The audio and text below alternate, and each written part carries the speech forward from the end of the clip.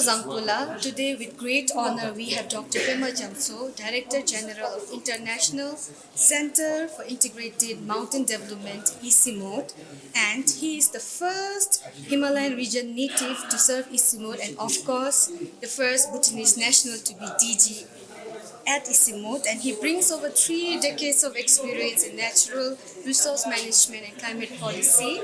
And we are looking forward to have a very exclusive Q&A with Dr. Love. Firstly, thank you for being here. Thank you very much. Thank you very much for inviting me. And of course, the honor is mine to talk to you about ICIMOD and what we are doing. So, to begin with, my first question is, as the first Himalayan region native to lead ICIMOD since 2020, what unique perspectives from Bhutan and the Hindu Kush Himalaya region have you already integrated into your work? And what further contribution do you envision to bringing forward during your tenure as a DG? Thank you. First of all, it's a great honor for me to be the first Director General of ICIMOD from our region.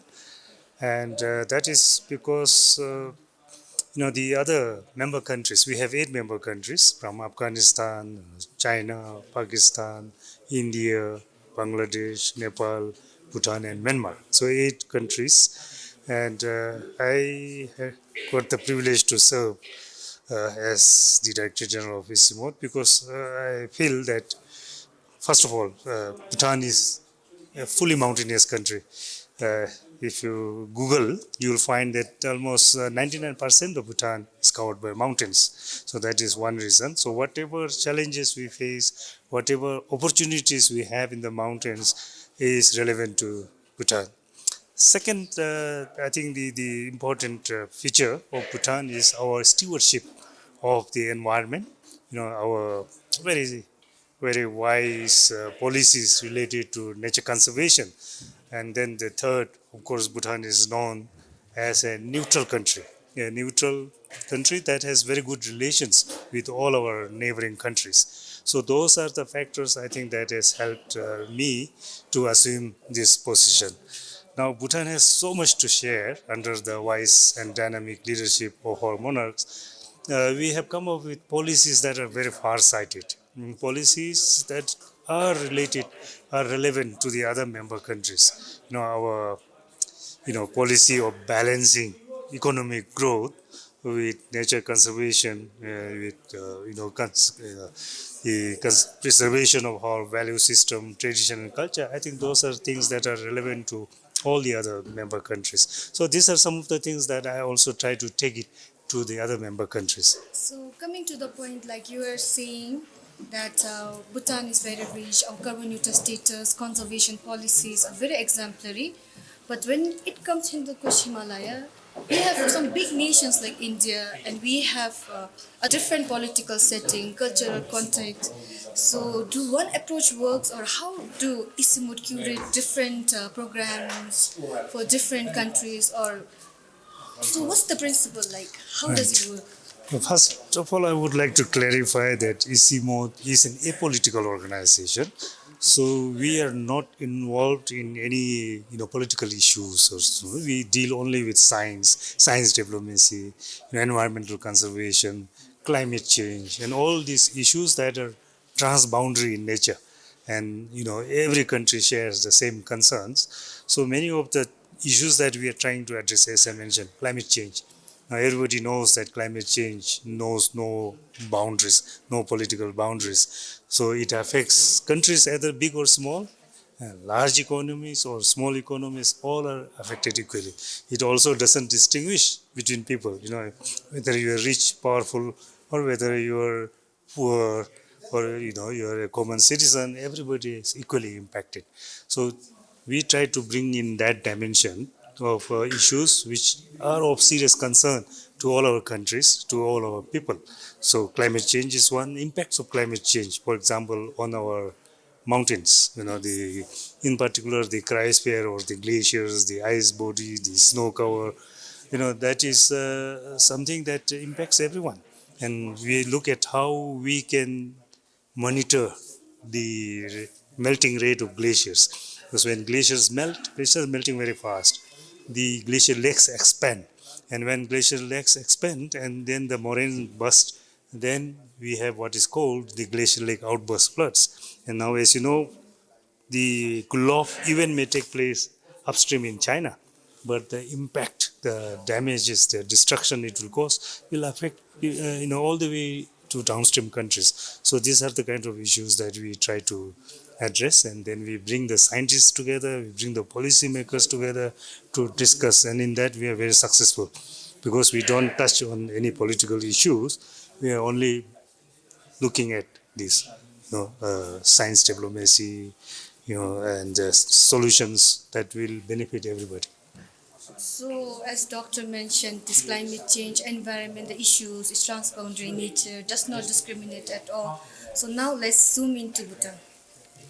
So how has the partnership and the collaboration of ICIMOD and Bhutan been, and what are your ICIMOD's priority theme areas in Bhutan, and what's the work that's been going on, and what further work will be done?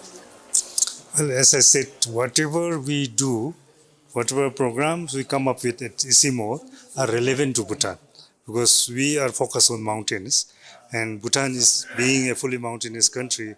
All the programs that we come with are relevant here.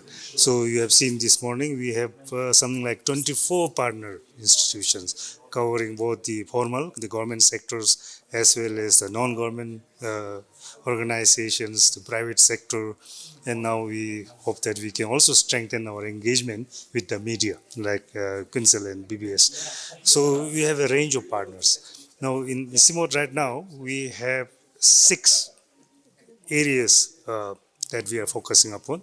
One is the cryosphere monitoring, which, as I said, monitoring of the glaciers, glacier lakes, and then also associated with that is the natural disasters, the climate-induced disasters that we have to, sort of monitor and then set up early warning systems and prepare the communities to be more prepared for such disasters and make them more resilient. So that is very much relevant. The second area, if you like, is air pollution. Now, air pollution again is another issue that doesn't discriminate whether you are rich or poor or whether you are, north or south. It crosses national boundaries. So, without linking the source of the pollution and the sink areas of these pollutions, we will not be able to address air pollution. So again, while we claim that we have very clean air, we do not emit any, CO2, much CO2, we are still suffering the consequences of pollution elsewhere. So unless we become party to that and we participate in addressing this issue, our air is still not safe. We have found out that our air quality index is still much higher than the WHO prescribed standards. So this second area. The third area, very important, rivers. Rivers again originate elsewhere. The source waters could be somewhere up in the north, but the rivers drain out all the way the Bay of Bengal. So along the coast, we have to see what is happening, what kind of benefit it brings, what kind of disaster it brings. In the times of too much water, times of too little water. Now our economy is in many ways powered by our rivers. Now look at our situation. Many hydropower plants, main source of revenue for our country is from the rivers. We have so many hydropower plants now.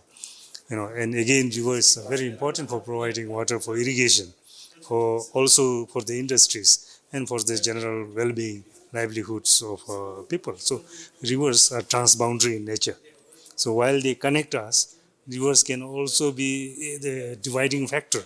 So unless we come together and discuss the issues and challenges around rivers, we will not have, the economic security, the kind of ecological security that this region needs. So coming to looking ahead, what role do you see envision for Bhutan? What are the opportunities and challenges being carbon neutral and the growing vulnerability? Do you see anywhere that Bhutan can improve, or what are the gaps that Bhutan still faces, although being an environmental champion? Yes. So we have seen now in recent years, you know, very, uh, I would say, serious exodus of our youth and creating opportunities, creating income generating opportunity, creating employment is something that is very, very important for us. So we need to connect with the other countries, neighboring countries. As a small country, we cannot afford to invest in research and development. But we have neighbors around us who have already come up with innovations, technological solutions to many of the challenges that we are facing. So we need to learn from them and see how we can bring those innovations and solutions to create better conditions for our future generations. So that is the value that I see for Bhutan to be more actively engaged in the programs for the region. Now the other one is climate change impacts. Bhutan, while we can share so many of our learnings, how we have prepared ourselves, how we have protected our forest, how we have balanced conservation with development, we can share this with the other countries. But at the same time, we can also learn from them on how they have managed to protect their environment, on what they are doing. For example, now all the countries are actively engaged towards moving to green energy, cleaner energy. Now look at China, look at India, massive investment in solar, power generation, and I think we can benefit from that. Look at Nepal; they're very good in adopting alternative renewable energy for heating houses, for heating water. So all this we can learn from them without investing in R&D. Climate resilient agriculture. Now water is a critical resource everywhere. Water is drying up. Springs are drying up. So again, we have come up with innovations to revive some of these dead springs, dried up springs, or to prevent other springs from drying. So again, there are a lot of good experiences, good policies, practices around. How can we bring those to Bhutan, and how can we bring our experience to them? So ICIMOD is uh, uniquely positioned to facilitate this exchange of learnings and good practices. Of course, I've seen in the morning slides the engagement Bhutan and ICIMOD has, and the lots of Yes. activities that are going on. Some are ongoing, some are going to be completed, like the watershed, Yes. springshed Yes. management and all. Yeah, so it actually shows how much Bhutan and ICIMOD is collaborating, and the Right. knowledge sharing Right. that is taking Right. place. And I feel like it can only grow. Yes, yes, yes. So let me give you an example of Yeah. a very successful transboundary cooperation. I recently visited with a group of very senior diplomats and scientists, visited Phopchiga, which is designated as a wetland site, a Ramsar site for wetland conservation. And we've seen the black-necked cranes there. They are wintering, in Phopchiga now. And these are transboundary birds, and they need both the winter habitat and the summer habitat in the Tibetan plateau to be in good condition. If you only protect in one side of the border, then the conservation will not be successful. So we have seen how this transboundary collaboration have helped increase the population of these birds. From around 200 some 10 years ago, now the annual numbers have reached above 600. So that is a classical example of the need for transboundary cooperation, not only for us people, but also for flora and fauna species. So this is just one example that I wanted to share with you. Thank you, La. And those animals do not need a Yes. visa to even travel, Yes, right? So, yes. So like they that. cannot speak for themselves. Yeah. We have to speak up for them. Yeah. So that is. So looking at all of this, doctor also mentioned like the involvement of youth and also the youth exodus that's taking place right now. So as my last question is focused on youth. So for young Bhutanese and youths aspiring to work in environment, climate like you, and climate reporting or sustainable development, what advice would you give them? And how can institutions like Yes. ICIMOD be like support emerging voices from Bhutan's mountains and valleys? Yes. You're right. This is a very important question because youth are mentioned here and there. You go to any conference, youth are, sort of symbolically or what you call that. Okay, youth are represented there, and they normally come up with slogans and participate and so as a token, yeah, token participation, but So we no have not, yeah, we involvement. have not seriously provided a platform for them where they can be actively engaged and where they can also come up with results.